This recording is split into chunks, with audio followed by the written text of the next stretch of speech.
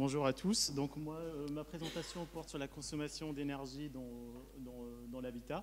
Je m'appuie sur une étude qu'on a menée au CSCB sur le déterminant de la consommation énergétique pour illustrer un peu mes propos. Le secteur résidentiel représente un enjeu majeur pour la transition énergétique.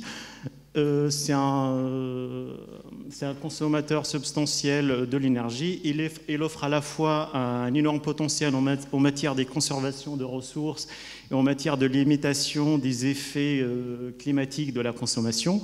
D'après le dernier scénario de l'Agence internationale de l'énergie, la consommation résidentielle présentera à peu près 14% de la consommation énergétique totale mondiale d'ici à 2040. Avec une augmentation de 57% de 2010 à 2040. Cette augmentation, cette croissance de la consommation est liée principalement à l'amélioration de confort et à la croissance de la demande énergétique des pays émergents. En France, le secteur de l'habitat pèse à peu près 44% du bilan énergétique total, avec 33% dans le résidentiel. Le résidentiel a consommé à peu près 46 millions de tonnes équivalent pétrole en 2012, ce qui le positionne en deuxième position après le transport, avec 20% d'émissions de gaz à effet de serre. La consommation dans l'habitat a connu une augmentation de 10% à peu près entre 1990 et 2004. Cette dernière a connu une légère baisse ces dernières années, liée principalement à la baisse de la consommation de chauffage. Le chauffage, c'est 70% de la consommation énergétique. Cette baisse est attribuable principalement aux travaux de rénovation qui sont effectués dans le parc ancien et au renforcement de la réglementation dans les constructions neuves. L'importance de la consommation énergétique dans le résidentiel a fait l'objet de plusieurs recherches depuis les années 70, suite notamment au premier choc pétrolier. Malheureusement, ces études ont resté beaucoup plus technico-centrées. Au niveau des modélisations, on identifie deux types de modèles. Les modèles appelés de top-down, qui sont des modèles un peu déductifs, qui cherchent à trouver un équilibre entre les consommations historiques et les consommations estimées pour essayer d'identifier des tendances dans le long terme. Donc c'est plus des approches macroéconomiques qui cherchent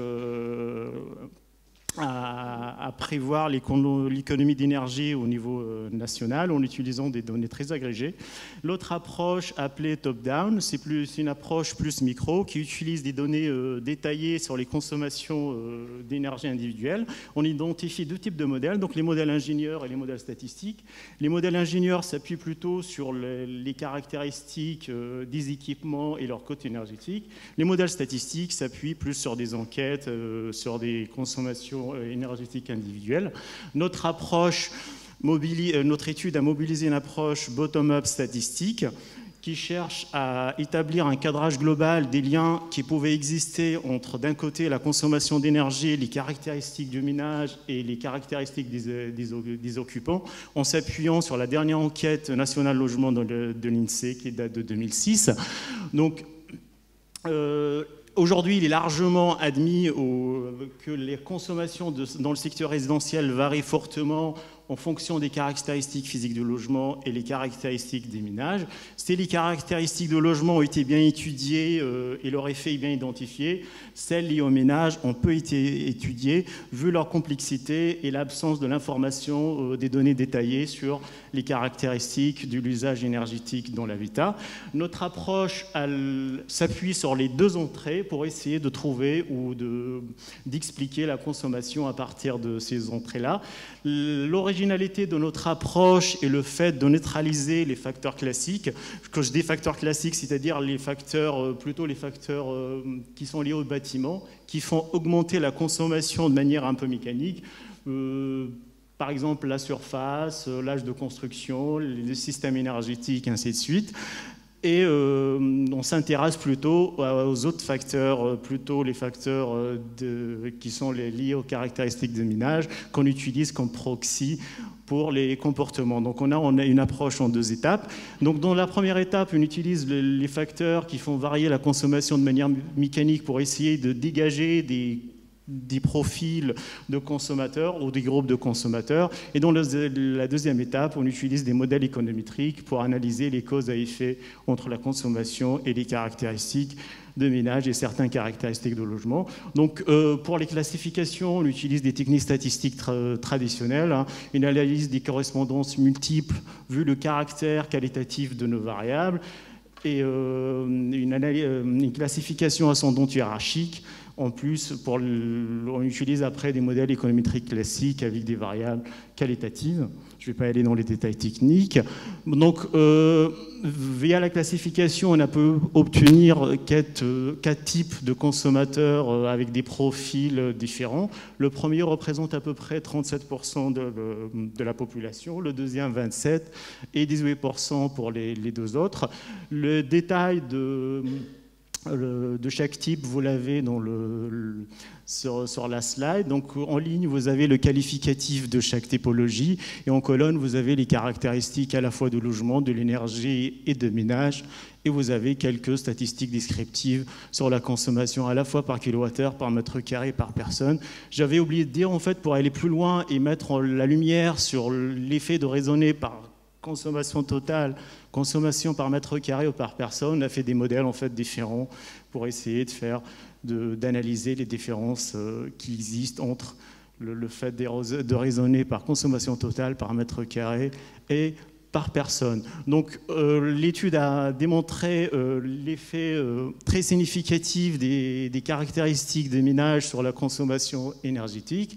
Aussi, elle a démontré que ces effets sont différents selon si on est dans le groupe 1, le groupe 2, il faut voir le groupe 4.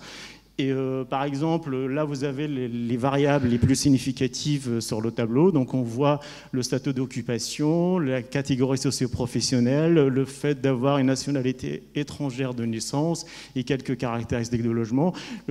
Juste pour la lecture, les variables qui sont entre parenthèses s'agissent des modalités de référence pour les variables qualitatives. Je vous donnerai un exemple de lecture. Donc, par exemple, pour les locataires, consomment 5% de moins sur la consommation totale par rapport aux propriétaires et entre 6% et moins 28% de moins selon le type où on est. Par exemple, moins 28% dans le type urbain gaz et moins 19% par personne dans le même type. Voilà, je ne vais pas y aller dans les détails, l'explication. Donc, cette étude montre l'effet important des caractéristiques des ménages sur la consommation. Elle montre aussi la différence qui existe entre le fait de raisonner par consommation totale, consommation par mètre carré et consommation par personne. Donc, elle valide certaines connaissances classiques sur la consommation, les déterminants de la consommation. Et elle permet aussi d'enrichir la connaissance sur les déterminants de la consommation énergétique, ce qui peut constituer un vecteur d'information stratégique pour les pouvoirs publics dans la mise en place des politiques visant la maîtrise de l'énergie dans le résidentiel. Comme perspective de prolongement, il est intéressant, on voit que c'est intéressant d'actualiser ce type d'études sur des données plus récentes. Je pense à l'enquête Phibus de service statistique du ministère qui nous donne une photographie assez complète de performance énergétique de parc et des caractéristiques très riches sur les comportements énergétiques des ménages. Il est aussi important d'analyser, de voir l'évolution de la consommation dans le temps en intégrant l'effet de prix énergétique et aussi d'appréhender la question de l'effet rebond qui est la surconsommation liée à la surconsommation liée à l'amélioration de confort énergétique des ménages. Voilà, je suis au terme de... Je vous remercie.